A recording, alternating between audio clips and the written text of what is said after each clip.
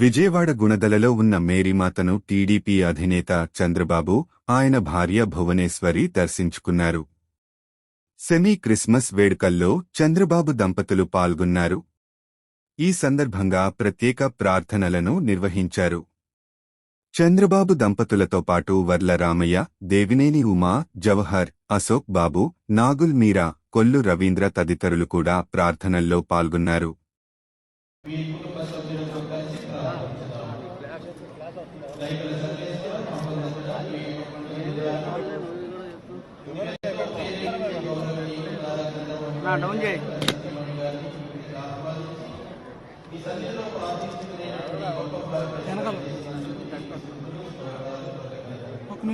Live ఉన్నాయి అట్లా లేపు తట్టగురు 5 minutes అన్న కెమెరా అన్ని విషయాలు అన్ని సమయాల్లో ఆయన కాపాడుకుంటున్నారు. ఈ చంద్రబాబు నాయుడు గారిని, వారి కుటుంబాన్ని, వారి ఉద్దేశాన్ని కలవాలని మీరు జీవిస్తూ వారి కోరికలను నెరవేరుస్తున్నారు. మేము చేసేటువంటి ప్రార్థనల ద్వారా ఆయనతో పాటు పనిచేస్తున్నటువంటి ప్రతి ఒక్క కార్యకర్తలు అదే బాగుంటది బ్రో దిగు బ్రో రాబోయే రోజులన్నీ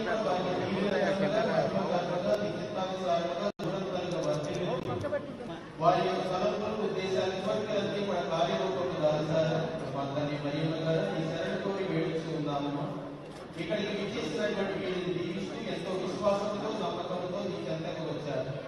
వీరిని మీ కుటుంబాలను నీ కుమారుల ద్వారా దీవించి ఆశీర్వదించారు.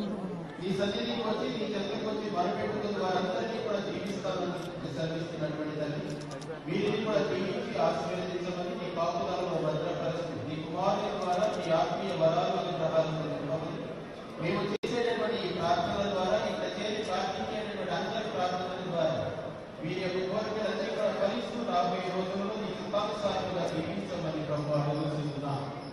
ఇంకా ముఖ్యంగా వీరికి మంచి ఆయురారోగ్యములు దీర్ఘాయుష్ను దయచేస్తూ వారి కుటుంబ సభ్యులను ప్రత్యేకంగా గొప్పగా దీవించి ఆశీర్వదించమని మన నాథుడైన క్రీస్తు ద్వారా మనవి చేస్తున్నాము.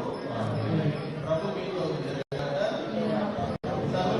సర్వేశ్వరుడు పిత పుత్ర పవిత్రాత్మ వీరిని ఆశీర్వదించి దీవించి కాచి కాపాడుగాక.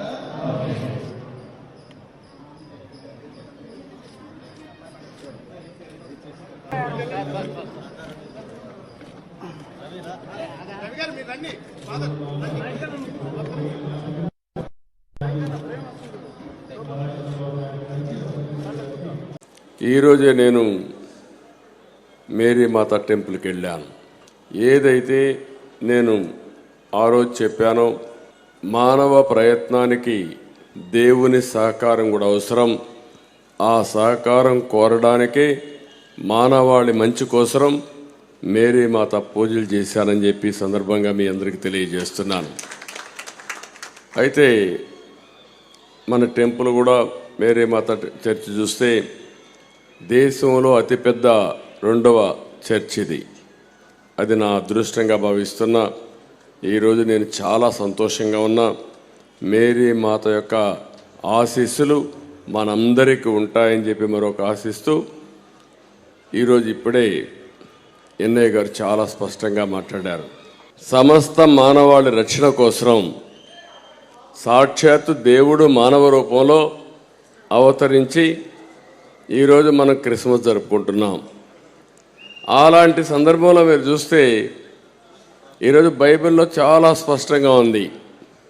ప్రేమ, కరుణ, త్యాగం, సహనం ఇవన్నీ కూడా ప్రతి ఒక్క క్రిస్టియన్స్లో కానీ సమాజానికి ఇవ్వాలని చెప్పి చాలా స్పష్టంగా ఉంటూ ప్రతి సంవత్సరం డిసెంబర్ నెల వచ్చిన తర్వాత అక్కడి నుంచి సెమీ క్రిస్మస్ వేడుకలు జరుపుకుంటూ జనవరిలో కూడా జరుపుకొని నూతన సంవత్సరానికి స్వాగతం పలుకుతాం.